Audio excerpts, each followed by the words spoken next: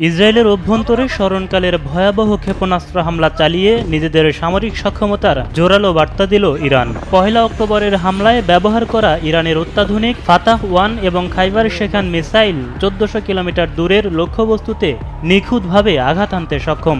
Israeli হামলার ক্ষেত্রেও সেই ফলাফল হাতে নাতে পেয়েছে তেহরান।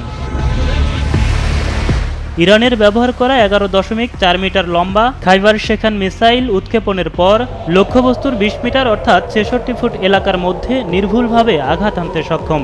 এমনকি অধিকাংশ ক্ষেত্রে শত্রুপক্ষের আকাশ প্রতিরক্ষা ব্যবস্থাকে ফাঁকি দিতেও সক্ষম ৬.৫ টন ওজনের এই ক্ষেপণাস্ত্র।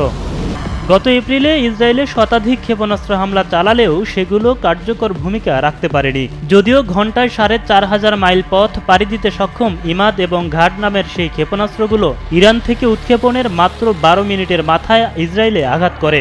কিন্তু এবারের ব্যবহৃত ফাতাহ ক্ষেপণাস্ত্র ঘন্টায় ১৬ থেকে ১৮,০০০ কিলোমিটার পথ পাড়ি দিতে পারে, অর্থাৎ শব্দের চেয়ে ১৩ থেকে ১৫ গুণ বেশি গতিতে ছুটতে সক্ষম মিসাইলগুলো মাত্র কয়েক মিনিটের মধ্যেই ইসরায়েলে মরণঘাতী ছবল মারে।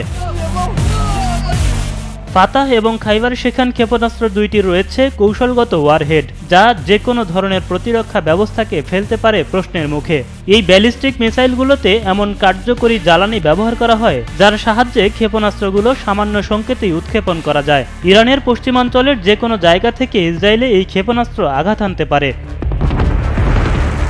বর্তমানে ইরানের সামরিক ভান্ডারে যুক্ত হয়েছে ফাতাহ-2 হাইপারসনিক ক্ষেপণাস্ত্র, যা ঘন্টায় ১০,০০০ মাইল পথ পাড়ি দিয়ে লক্ষ্যবস্তুতে আঘাত হানতে সক্ষম। ইরানের হাতে থাকা নতুন প্রজন্মের এসব ক্ষেপণাস্ত্র দিয়ে ইসরায়েলে হামলা করা হলে সারা বিশ্ব অবাক হয়ে যাবে বলে জানিয়েছেন ইরানের বিপ্লবী গার্ড বাহিনীর এক কমান্ডার। এমনকি এ সমস্ত ক্ষেপণাস্ত্র ব্যবহার করা হলে তার ধ্বংসাত্মক ক্ষমতা সারা বিশ্বকে বিস্মিত করে তুলবে বলেও মন্তব্য করেন তিনি। $২৯০ কোটি খরচ করে তৈরি করা যে আয়রন ডোম ইসরায়েলি শাসকদের কাছে লোহার গম্বুজ, সেই তথাকথিত এয়ার ডিফেন্স সিস্টেম ইরানের ক্ষেপণাস্ত্রের সামনে এবার কাচের চেয়েও ভঙ্গুর হিসেবে আবির্ভূত হয়েছে। শরীফুল ইসলাম, এটিএন বাংলা।